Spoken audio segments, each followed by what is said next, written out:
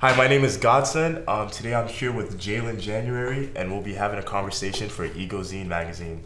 Yeah. So, Jaylin, how are you? I'm great, man. I'm excited. How You guys treat me like royalty out here today. Make me feel real special. With a name like Jaylin January, you think your birthday would be January. Mm-hmm. So what's the story behind that name? It's my last name. It's your last name? It's my legal birth name. January. Yes, sir. Wow, that's interesting. It's my father's last name, so Father's last yeah. name. That's my birth name, January, born with it. It's my dad's last name. My mom's last name is Narayan, and every single person in my family's last name is Narayan. Oh, yeah. So I don't know my father in the January side. Okay. So I'm the only one out here repping that. But that's why I hold it, and yeah, it's a cool little thing. So, like, why did you just decide to keep that as a name instead of just creating some different artist name? Well, I was Superfly Jay back in junior high. In junior high? So I went by that, and I got like completely flamed, obviously. I would imagine. So I had to cut it real quick, and then I went by like, okay, maybe I'll just be Jay. Mm-hmm. And then I was like, bro, you're Jaylin January, like your name is kind of cool, so just play with it, do it. And then I DJ'd, so I was like DJ January. Okay. And then I was like, I don't really like the DJ, so every single thing now is just Jaylin January. It's me. Were you rapping in middle school? Oh yeah, I've been rapping since I was like 7 years old. That's when I wrote my first rap. And how was that? I can rap it to you right now.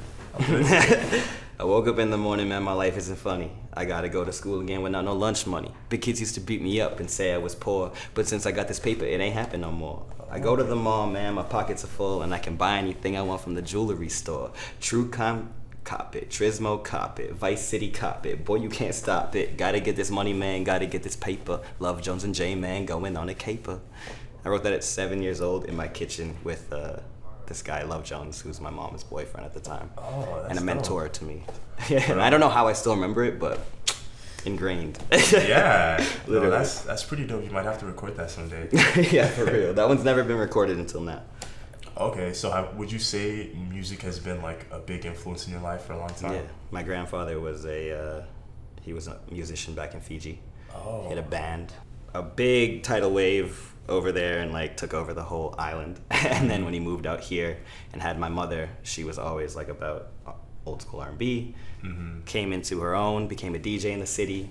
Oh. The man that she eventually like had around that raised me, he was also a producer and a DJ. So for me, I was always just like around music. This music thing has always been like a big part of my life, and it's the only thing I've ever really done. Like, can't really like do a regular job because I just like get depressed and just like I'm like wasting my fucking time. And so I found myself in this career of DJing. How would you describe the kind of music or art culture in Edmonton right now? I would say it's very alive. Like it's very alive. I've heard from people in Toronto, and I've heard from people in Vancouver, Montreal, Calgary, New York, LA, down in Vegas. I've heard they like, yo, I hear things are like bubbling in Edmonton. And Edmonton, it's like, it's hard to like believe, being the kid that's grown up here my whole life and seen it be something where it's like, man, we get dusted off and brushed off every single opportunity, especially from people in Toronto.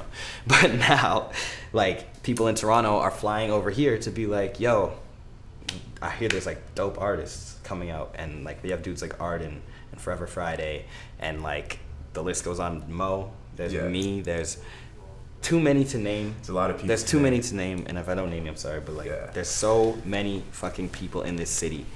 Top Boy Poison, one of them I have to name for sure.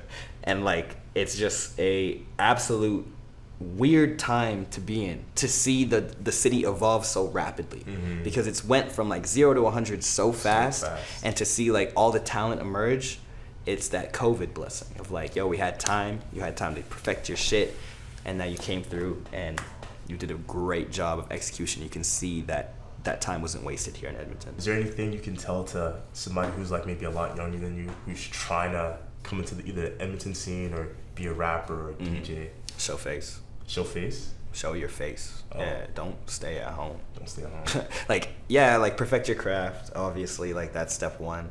Worry about how you sound. Worry about like what your style is and who you really want to be. But once you've established yourself and you're releasing your music and you're like, man, why is no one listening to my music? Because no one knows who you are, bro. Go outside. meet people, shake hands, make connections, network, meet the people that own the venues, meet the people that throw the parties, meet the people, the DJs. Yeah. Like, if we don't know you, we won't play your stuff. We don't like you, we won't play your stuff. Facts. It's about proving that you really want to actually be there. So just do that and just stand by your word also. Lastly, before we finish up here, is there anything you want Edmonton to know about you or Jaylin January? Man, we got Self-Care Sunday podcast that we do every single Sunday with my boys, Dylan and Malcolm, and we always have guests. You can come and see me Fridays at the Common. Well, it's been a pleasure to have you, Jaylin. Thank you so much, brother. No problem. Thank you, guys. Yeah. Appreciate it. This has been EGO Zine, and thanks for having Jaylin January.